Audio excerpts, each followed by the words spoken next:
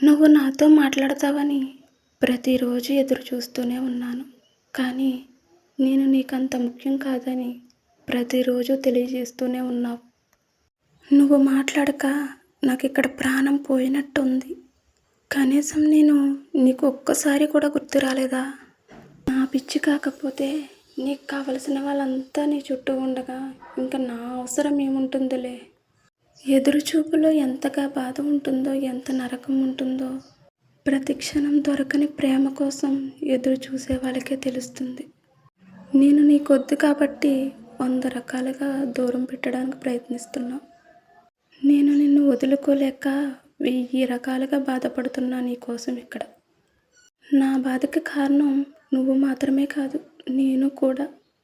నేనే నీకోసం ఎక్కువ ఊహించుకొని ఎక్కువ ఆశలు పెంచుకున్నాను. అది ఖచ్చితంగా నా తప్పే.